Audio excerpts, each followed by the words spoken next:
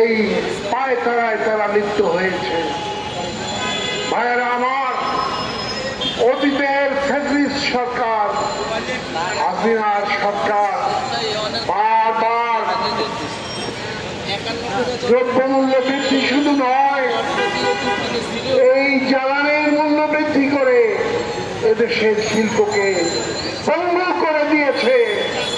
আজকের সরকারকে আমি কি তাহলে সেই ফ্যাসিস্ট সরকার, ভারতের তাবেদার সরকারের আরেকটি অনুরূপ বলে আমি গ্রহণ করব?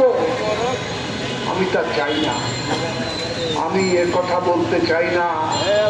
এই সরকার হাসিনার মতো ভারতের দাবিদারি করে ভারতের শিল্পের বিকাশের স্বার্থে বাংলার শিল্প বিকাশকে ব্যাহত করার জন্য এই গ্যাসের মূল্য বৃদ্ধি করার পায় তারা করছে।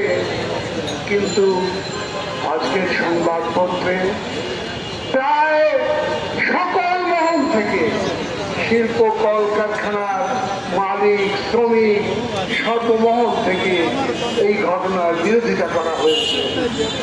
বন্ধুগণ, 12 দলীয় জোটের পক্ষ থেকে আমি ঘোষণা করতে চাই, আগুনে হাত দেবেন না।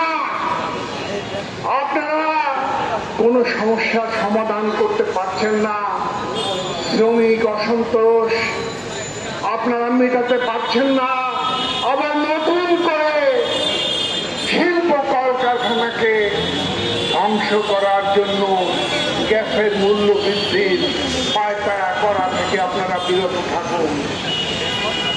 আপনারা ভুলে যাবেন না, আপনারা অন্তর্বর্তীকালীন সরকার বারবার নতুন নতুন এই বাহানা সেই বাহানা করে অসন্তোষ আপনারা বাড়িয়ে তুলছেন।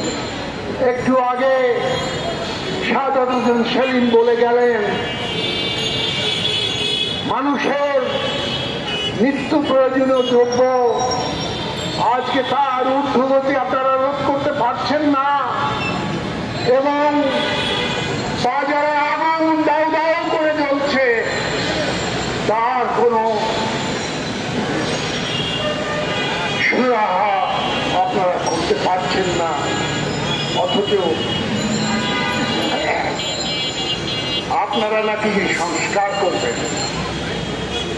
আরে ভাই, সংস্কার করার যোগ্যতা এবং দায়িত্ব আপনাদের নাই।